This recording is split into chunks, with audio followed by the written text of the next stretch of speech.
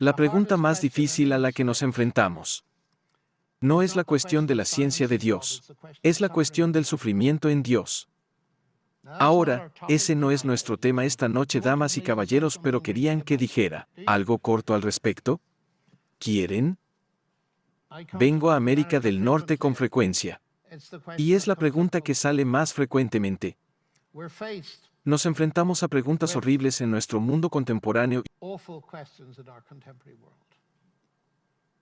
Y el problema es que cuando la preguntas, cuando entra en la cuestión, te das cuenta en primer lugar que hay dos tipos de sufrimiento. Está el mal moral, las cosas malas que las personas se hacen unas a otras. Y hay dolor, cánceres, tsunamis, terremotos y así por delante, de los que no culpamos inmediatamente a otras personas. Y luego hay dos perspectivas. Permítanme decirlo así. El cáncer es muy diferente para un profesor de oncología que para una joven de 25 años con 3 hijos a la que acaban de decir que le quedan 6 meses de vida. Entiendo que la gente se haya vuelto atea a causa del sufrimiento. Yo he pasado por eso muchas veces y siempre he llorado. ¿Qué me dicen? Pero la raíz atea tiene problemas. Porque si dices, bueno, así es como es el mundo. Richard Dawkins hace esto.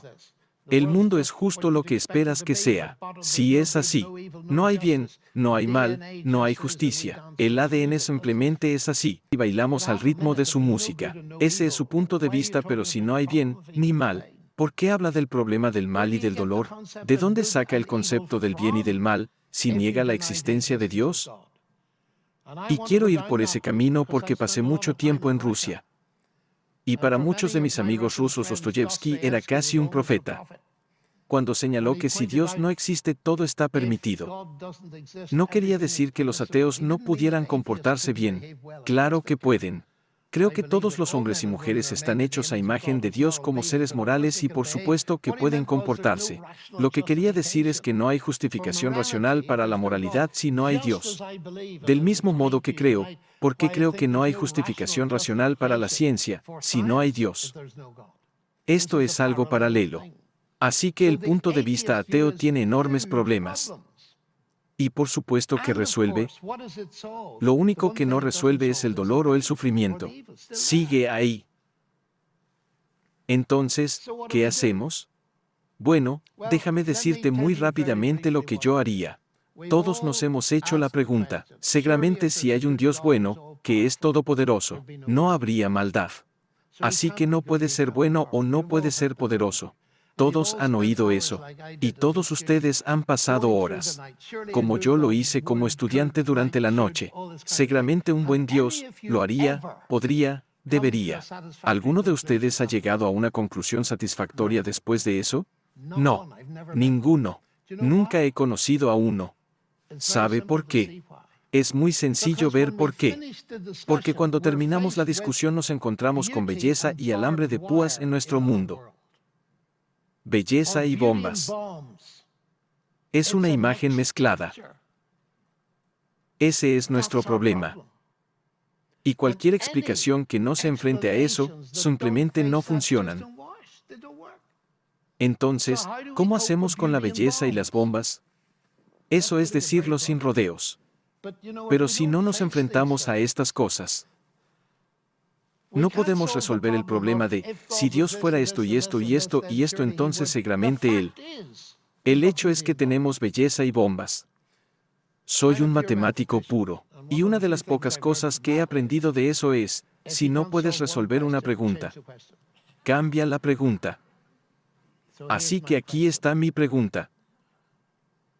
Admitiendo que es belleza y bombas, ¿hay alguna evidencia en cualquier parte del universo de que haya un Dios al que se le pueda confiar?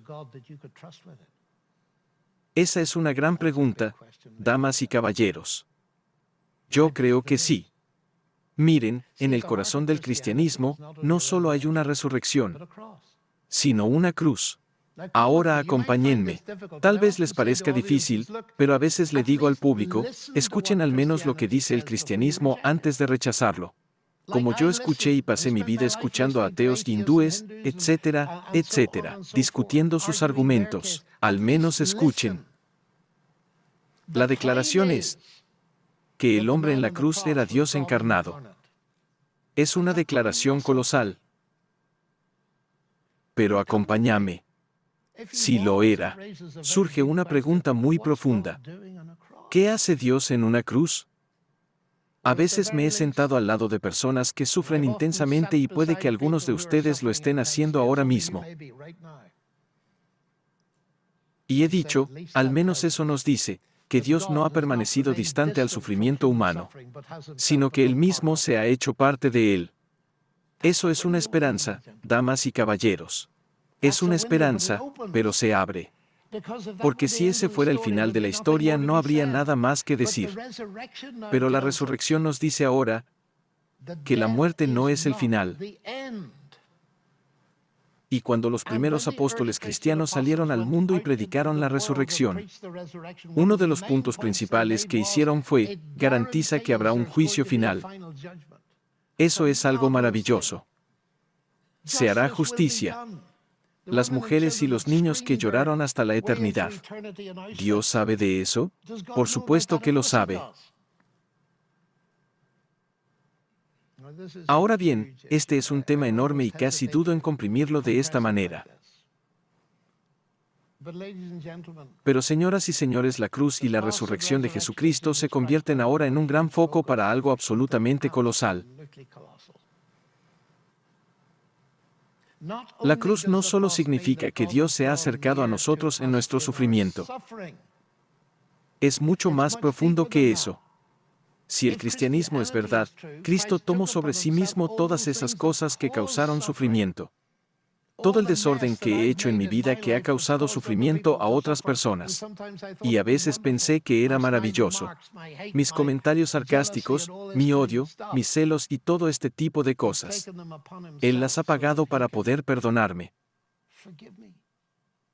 La ciencia no tiene nada que decir sobre el amor, nada que decir sobre el perdón, pero lo que más necesito como ser humano es el perdón. ¿Existe el perdón? La culpabilidad humana es uno de los mayores problemas del universo. Y como digo, este no es nuestro tema de esta noche, pero me pediste que dijera algo al respecto. Y les dejo con esto. No sé si hay alguna manera de responder a esta difícil pregunta que pase por delante de la cruz. Pero lo que sí sé es que millones de personas se han parado en esa cruz. Y al confiar en Cristo y recibirlo en sus vidas, han recibido una nueva vida. Sabes, tan a veces en estas reuniones en la ciencia la gente dice al final, y estoy terminando con esto. Dicen, sabes que eres un científico.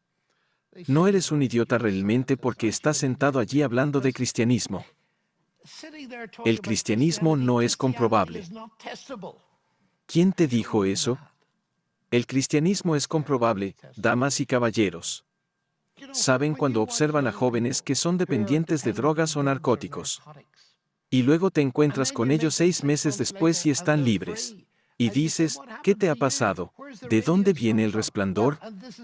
Esta es la forma en que lo dirán, bueno, en realidad descubrí a Jesucristo y confié en Él y tengo este nuevo poder. Y vi el programa de TV el domingo pasado. Creo que fue en casa. Y era sobre la dependencia de narcóticos.